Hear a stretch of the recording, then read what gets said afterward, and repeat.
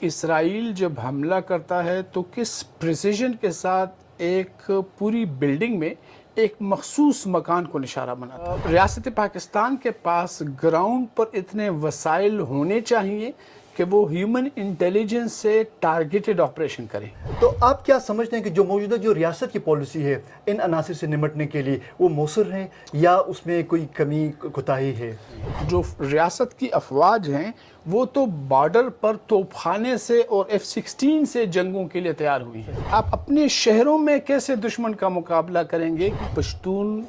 Region کو وار on terror میں نشانہ بنایا گیا، لہٰذا آپ نے جو مین سٹریم سیاسی جماعت تھی اس کو بھی کھڈے لائن لگا دیا۔ ایک دفعہ پھر ایک نئی وہ رخ سامنے آ رہی ہے دہشت گردی کی، آج ڈرونز گر رہے ہیں، اب ایک طرف سے جو دہشت گرد تنظیمیں ہیں وہ ڈس آن کر رہے ہیں کہ ہم نہیں کر رہے ہیں، سیکورٹی اداروں پہ ڈال رہے ہیں، سیکورٹی ادارے کہہ رہے ہیں کہ نہیں یہ ان کی جانب سے سب کچھ ہو رہا ہے، اس سے عام لوگ سفر ہو رہے ہیں۔ آپ بطور ایک اینالسٹ اس صورتحال کو کس طرح دیکھ رہے ہیں؟ ایران پر جو اسرائیلی اٹیک ہوا اور اس کے بعد ایران کی جو ریٹالیشن ہوئی،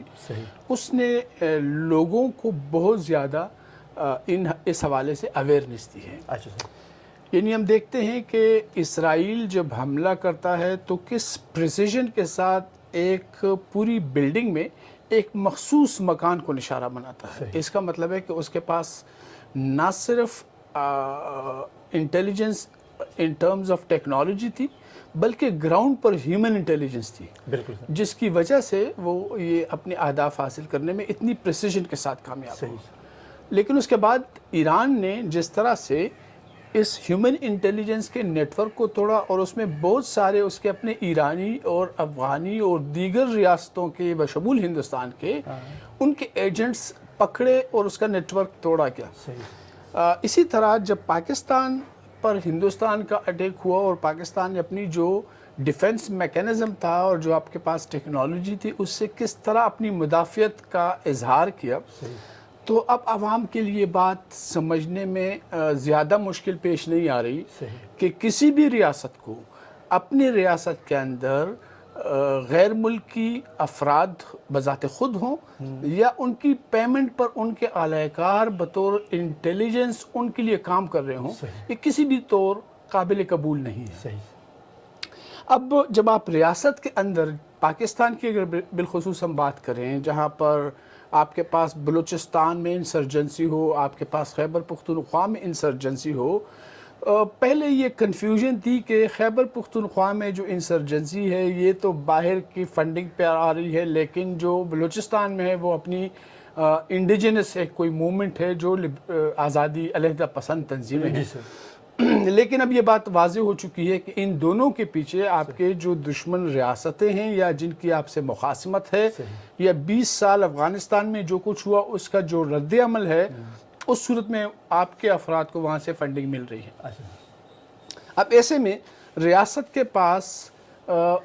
پاکستان کے پاس گراؤنڈ پر اتنے وسائل ہونے چاہیے کہ وہ ہیومن انٹیلیجنس سے ٹارگیٹڈ آپریشن کریں۔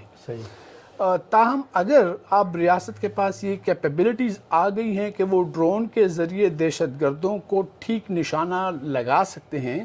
تو یہ عوام کے لیے ایک خوشی کی لہر ہونی چاہیے، نہ کہ اس کو ایشو بنایا جائے، اس لیے کہ آپ کے پاس جو کنونشنل فورسز ہیں، جو ریاست کی افواج ہیں، وہ تو بارڈر پر توپ خانے سے اور F-16 سے جنگوں کے لیے تیار ہوئی ہیں، وہ تو میدان جنگ میں لڑنے کے لیے ہے۔ آپ اپنے شہروں میں کیسے دشمن کا مقابلہ کریں گے، کیونکہ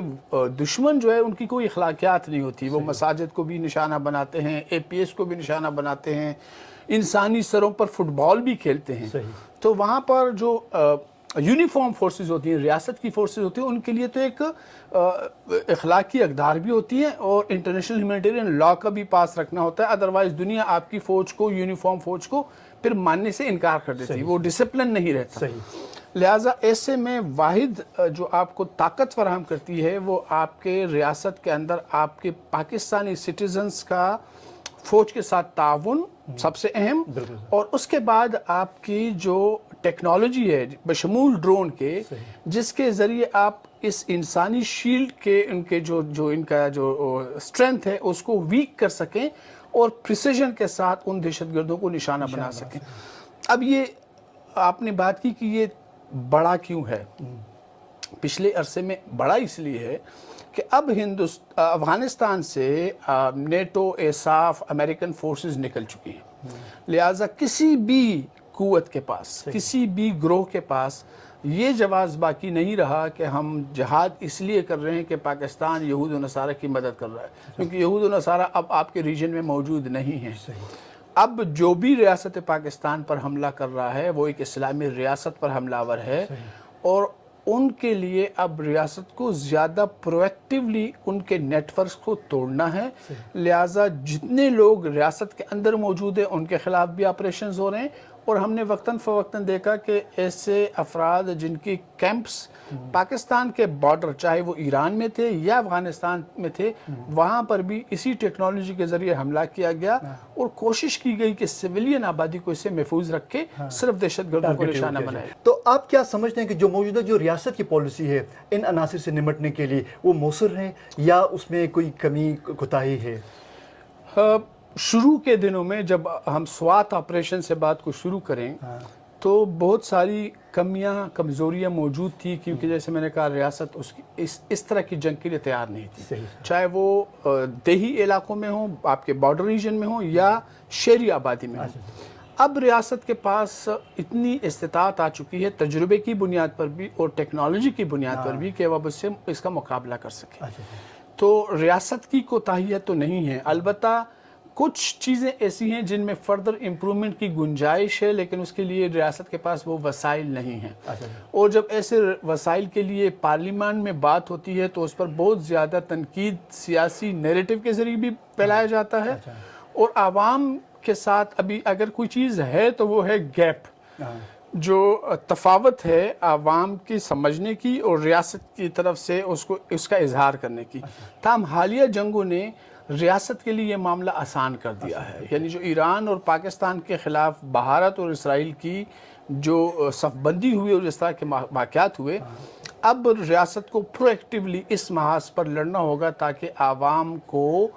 حقیقی معنوں میں اپنی ریاست کا محافظ بنا سکے. ریاست کے اندر سے ایک قومیت کے نام پہ جو کچھ لوگ ایک نعرہ وہ کرتے ہیں، وہ کہتے ہیں کہ ایک خاص مخصوص قومیت کو ٹارگٹ کیا جا رہا ہے، جبکہ پنجاب میں یہ صورتحال نہیں یا سندھ میں نہیں ہے. تو اس کو پھر آپ کس نظر سے دیکھتے ہیں؟ اس دلیل میں کتنا وزن ہے؟ پشتون ریجن کو وار آن ٹیرر میں نشانہ بنایا گیا، اور اس کی وجہ یہ تھی کہ یہیں پر ان کا نیٹ ورک موجود تھا جس نے افغان وار رشینز کے خلاف لڑی تھی. یعنی اس کے جتنے بھی چین آف کمانڈ تھی افغان وار کی، جو رشین کے مجاہدین جو تھے ان کا چین آف کمانڈ ایگزسٹ ہی پشتون علاقے میں کرتا تھا. اور دہشت کے لیے آپ کو ٹیریفائی کرنا ہوتا ہے عوام کو. ٹیرر کے ذریعے آپ کے پاس انسانی اور وسائل کی صلاحیت یا زمین کی قوت، یعنی آپ کا ہولڈ نہیں ہوتا کسی خطے زمین پر، لہذا آپ دہشت کے ذریعے اپنی حکمرانی کو ثابت کرنے کی کوشش کرتے ہیں. تو اس کے لیے سب سے زرخیز سرزمین وہ پشتونوں کی سرزمین تھی، چاہے وہ کسی نے بھی کی ہو. وہ امریکہ نے کی، یورپ نے کی، عرب ممالک نے کی، ریاست پاکستان نے کی. لیکن یہ حقیقت ہے کہ 2000 سے پہلے 20 سال اس جنگ میں یہی سرزمین استعمال ہوئی، جب کلاشنکوف کی قیمتیں 1 لاکھ سے 4000 پر آ گئی. تو اب اگلے 20 سال جو وار آن ٹیرر پر جنگیں لڑی گئی وہ یقیناً اسی سرزمین پر لڑی گئی. اور جب فورسز جاتی ہیں اور عوام کو آئی ڈی پیز بنا کے نکال دیا جاتا ہے اور وہ کسی علاقے، کسی محلے پر حملہ کرتی ہیں وہاں سے دہشت گردوں کو نکالنے کے لیے، تو آپ کو پتہ ہوتا ہے کہ عوام نہیں ہے، تو آپ ڈور ٹو ڈور کمپین نہیں کر سکتے، کیونکہ ڈور ٹو ڈور ایون اسرائیل اتنی ٹیکنالوجی کے ساتھ بھی غزہ میں آپریشن نہیں کر سکا. تو آپ کیسے یہاں پر کر سکتے ہیں؟ تو اس لیے آپ کو پھر بلڈنگیں گرتی ہوئی نظر آئیں، جس کو پولیٹیکل نیریٹو نے ایک ایشو بنایا کہ جی ہمارے گھروں کو مسمار کیا گیا ہے، ہماری گھروں سے چیزیں غائب ہوئی ہیں ہمارے. تو یہ تمام چیزیں اس میں حقیقتیں ہیں، اور ان حقائق کو ریاست نے اب ایڈریس کرنا ہے اور میرٹ پہ ایڈریس کرنا ہے تاکہ جو لوگوں کی محرومیاں ہیں وہ بھی کنٹرول ہوں. دوسری طرف جو ہم نے فینسنگ کر لی ہے، افغانستان کے ساتھ راستے بند کر دیے ہیں جو اوپن بارڈرز تھے، اب اس کو فینسنگ کر کے ہم نے مخصوص راستے دے دیے. یہ ایسا ہے کہ آپ اپنے گھر کے صحن کے بعد 4 دیواری بنا دیں اور دروازہ لگا دیں. اب اگر صرف دروازے سے آمد و رفت ہونی ہے تو اس دروازے کے آس پاس کاروبار کے مراکز کھلنے چاہیے، اور جن لوگوں کے گھروں کے باہر وہ دیواریں بن گئی ہیں ان کو متبادل پاکستان کی طرف اپنے کاروبار کا رخ کرنے کے لیے کوئی راستہ دینا چاہیے۔ لہٰذا یہ ایسے اقدامات ہیں معاشی میدان میں، سماجی میدان میں، جس پر ریاست کو بھرپور توجہ دینی ڈاکٹر صاحب ایک طرف یہاں پہ پختون قومیت کے نام پر سیاسی جماعتیں دہائیوں سے بلکہ صدیوں سے ان کی تاریخ ہے، اور ایک طرف وہ ہیں اور ان کے مقابلے میں نئی تنظیمیں وجود میں آتی ہیں اور وہ پھر عوام پختونوں میں زیادہ وہ پذیرائی وہ حاصل کر لیتی ہیں۔ تو اس کی وجہ کیا کہ وہ جو پختون جو لیڈرشپ کی، جو کہ ایک آزمودہ لیڈرشپ جن کو ہم سمجھتے ہیں، وہ اس میں ناکام ہوتے ہیں، یا ان کی کوئی کمزوری ہے، یا وہ جان بوجھ کے اس ایشو کو وہ نہیں کر سکتے؟ دیکھیں یہاں پر یہ بھی ایک اس چیز کو بھی سمجھنا ہے کہ 2010 جب ہماری 18ویں ترمیم ہوئی اور اس کے بعد پیپلز پارٹی اور عوامی نیشنل پارٹی کی حکومت کو یہاں پر 2 سال بمشکل ملے اپنی کارکردگی دکھانے کے لیے، کیونکہ 2013 کے مارچ میں تو ان کی حکومت ختم ہو گئی۔ ان 2 سالوں میں ہم نے دیکھا کہ چترال سے لے کر گومل ریجن ہو، ہزارہ ریجن ہو، یعنی جہاں پر ان کی ووٹ بینک نہیں تھا، وہاں پر بھی ہمیں road infrastructure, universities, colleges, schools, صحت کے مراکز میں انویسٹمنٹ ہوتی نظر آئی۔ اب اس کے بعد آپ اس پر پوری ریاستی مشینری کے ساتھ ایک بیانیہ کرتے ہیں کہ ان کے ملیشیا میں گھر ہیں، دبئی میں مکانات ہیں، جائیدادیں ہیں اور کرپشن بھی ہے، اور اس کے بعد یہاں پر ایک اور حکومت آتی ہے اور 13 سال سے ہے یہاں پر تحریک انصاف کی حکومت ہے۔ تو اب تحریک انصاف کی حکومت کو ہم قوم پرست جماعت کی حکمرانی تو نہیں کر سکتے، وہ تو پنجاب سینٹرک ہے، لہٰذا آپ نے جو مین سٹریم سیاسی جماعت تھی اس کو بھی کھڈے لائن لگا دیا۔ آپ نے جمعیت علماء اسلام جو اس سے پہلے 2002 سے 8 تک MMA کی شکل میں حکمران تھی، آپ نے اس کو بھی آگے پنپنے نہیں دیا، چھوڑا نہیں راستہ۔ ایسے میں وزیرستان میں، کرم میں، باجوڑ میں، ممند میں جتنے آپریشنز ہوئے تو نوجوانوں کو میڈیا نے دکھایا کہ یہ جو آپ کی قیادت ہے یہ چور ہے، ڈاکو ہیں، اور دوسری طرف ان کے پاس کوئی آپشن تھا نہیں، تو انہوں نے خود ایک موومنٹ شروع کی جس کو بعد میں بیرونی طاقتوں نے ایک بہترین ہتھیار کے طور پہ استعمال کیا، اور ہم نے دیکھا کہ جب بھی ان کا کوئی جلسہ، کوئی ایونٹ ہوا تو اس کو وائس آف امریکہ اور بہت ساری دنیا کے BBC انہوں نے بھرپور کوریج دی۔ اب یہ میں نہیں کہتا کہ یہ ان کا گٹھ جوڑ تھا، یقیناً ایسا نہیں ہوگا، وہ ایک انڈیجنس عوامی نوجوانوں کی اپنی موومنٹ تھی، لیکن دنیا کو اس میں اپنا مفاد نظر آیا۔ تو ہم یہ نہیں کہہ سکتے کہ مقامی قیادت فیل ہوئی ہے